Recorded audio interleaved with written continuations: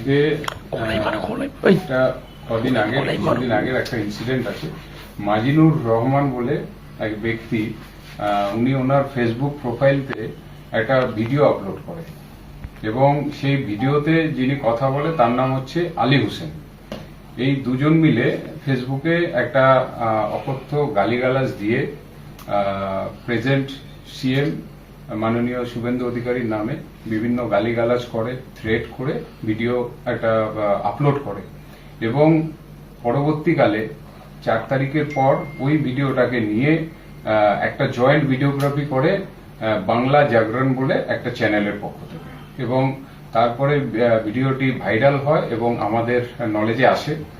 এবং আমাদের নলেজে আসার পর আমরা একটা ওই টাইমের একটা কমপ্লেনও পাই। সেই কমপ্লেনের উপর বেস করে আমরা একটা কেস করি এদের এগেনস্টে, এবং তারপর তাদেরকে 2 দিন অনবরত রেড করার পর বিভিন্ন জায়গায় আজকে আমরা সাকসেসফুলি দুজনকে অ্যারেস্ট করতে পারি এবং দুজনকে কালকে কোর্টে ফরওয়ার্ড করা হবে।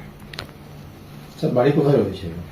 এনাদের একজনের বাড়ি কোনামুক্তাতে, মাজিনুর রহমান সন অফ আব্দুল জালিল, এর বাড়ি কোনামুক্তা গীতালদাহ। আর আলী হোসেন সন অফ তালেব আলী, এর বাড়ি হচ্ছে খারিজা হরিদাসপুর। আগামীতে যাতে এই ধরনের কেউ অপপ্রচার না করেন, তো সেই ক্ষেত্রে কি ব্যবস্থা নিয়েছে? সেই ক্ষেত্রে আমরা এই আপনাদের মাধ্যমে সকলকে একটা দিতে চাই, বার্তা দিতে চাই যে কেউ কারোর সম্বন্ধে সোশ্যাল মিডিয়ায় অকথ্য ভাষায় গালিগালাজ হোক, ইনসাল্টিং হোক, রিলিজিয়াস সেন্টিমেন্ট নিয়ে হোক কোনো ভিডিও প্রকাশ করবেন না। এখানে সকলে সহাবস্থান করুন, কিন্তু কেউ কারোর ধর্মীয় আবেগ থেকে শুরু করে পার্সোনাল অ্যাটাক এসবের থেকে বিরত থাকুন। যদি এইসব কাজ আপনারা কেউ করেন তাহলে আপনাদের এগেনস্টে আইনত যতটা স্ট্রিক্ট অ্যাকশন নেওয়া যায় আমরা নেব। স্যার, বিগত দিনে দেখা গিয়েছে শান্তি শৃঙ্খলার জন্য আপনাদের মাইকিং। হ্যাঁ, আমরা তো এটা একটা কন্টিনিউয়াস প্রসেস। আমরা ইদানিং দেখবেন প্রত্যেক থানায় থানায় নানান রকম যারা রিলিজিয়াস মন্দির, মসজিদ এসব সংগঠনের আছে তাদেরকে ইনভাইট করছি।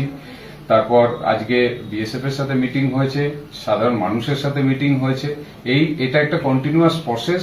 সকলকে আমরা সচেতন করছি এবং এটা আমাদের ডিস্ট্রিক্টের তরফ থেকে করা হবে।